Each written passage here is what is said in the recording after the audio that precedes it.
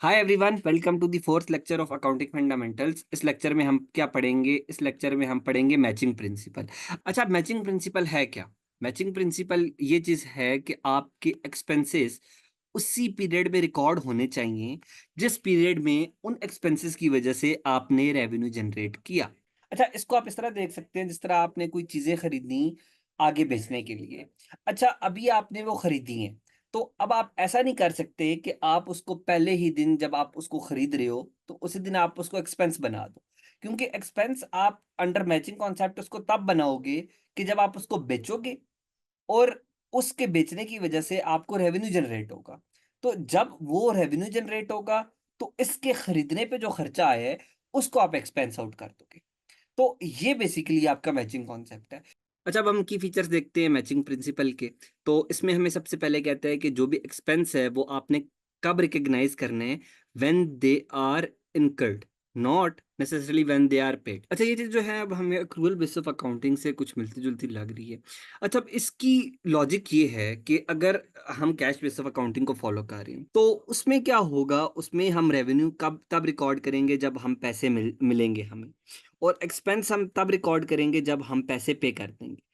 अब इसमें ये मसला आ सकता है कि जब पैसे हमें आ गए, हो सकता है हमने उसके एक्सपेंस के अगेंस्ट पैसे पे ना किए हो, तो हमने उस महीने में का रेवेन्यू तो रिकॉर्ड किया, उस साल का रेवेन्यू तो रिकॉर्ड किया, लेकिन उसके अगेंस्ट उसका एक्सपेंस रिकॉर्ड नहीं किया क्योंकि एक्सपेंस हमने अभी तक पे ही नहीं किया। इस चीज को कैटर करने के लिए हमारे पास है एक्रूअल बेसिस ऑफ अकाउंटिंग। कि एक्रूअल बेसिस ऑफ अकाउंटिंग में यही होगा कि जिस महीने आपने, जैसे ही हमने जिस तरह पहले बात की कि जैसे ही आप रेवेन्यू रिकॉर्ड करोगे तो साथ ही आपने जो इन्वेंट्री खरीदी थी उसको बेचने के लिए, तो उस इन्वेंट्री को आप एक्सपेंस आउट कर दोगे। तो यहाँ पे जो है मैचिंग प्रिंसिपल पूरा पूरा फॉलो हो रहा है एक्रूअल बेसिस ऑफ अकाउंटिंग के अंदर, ना कि कैश बेसिस ऑफ अकाउंटिंग के अंदर। अच्छा, तो हम जिस तरह आप आगे देखें, रेवेन्यू रिकग्निशन की बात देखें तो रेवेन्यू को रिकग्नाइज करता है जब वो आप उसको अर्न कर लें, ना कि जब आपको पैसे रिसीव हो। अच्छा, मैचिंग प्रिंसिपल जो है वो in conjunction with revenue recognition principle काम करता है to ensure accurate financial reporting. अच्छा, अब यहाँ पे रेवेन्यू रिकग्निशन प्रिंसिपल से क्या मुराद है? यहाँ से इसकी मुराद एक्रूअल बेसिस ऑफ अकाउंटिंग है, क्योंकि जनरली जो हम फाइनेंशियल रिपोर्टिंग के अंदर, या जो जनरली जिस तरह हमने एक्रूअल बेसिस ऑफ अकाउंटिंग के अंदर भी ये चीज़ पढ़ी थी कि जो आईएफआरएस हैं या गैप है वो एक्रूअल बेसिस ऑफ अकाउंटिंग को फॉलो करते हैं। तो बेसिकली जो हमारा मैचिंग प्रिंसिपल है वो भी एक्रूअल बेसिस ऑफ अकाउंटिंग को ही फॉलो करता है।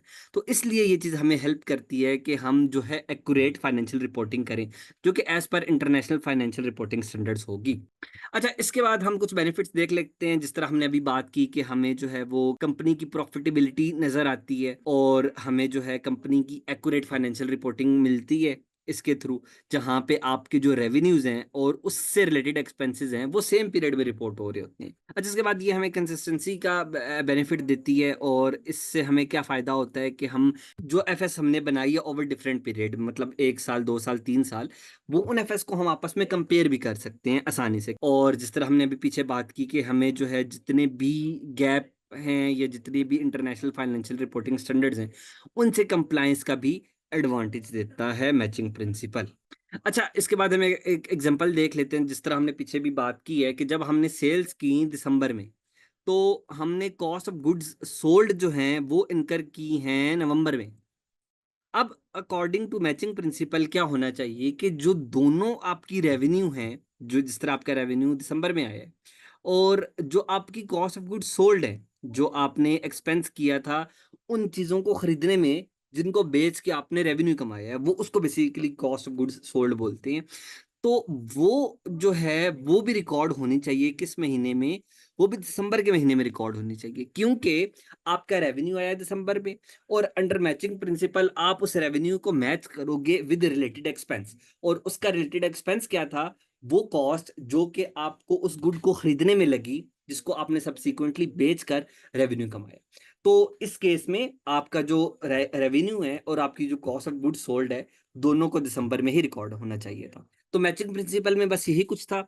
उम्मीद है आपको मैचिंग प्रिंसिपल अच्छे तरीके से समझ आ गया होगा। इंशाल्लाह अगले लेक्चर में मुलाकात होती है। Thank you everyone.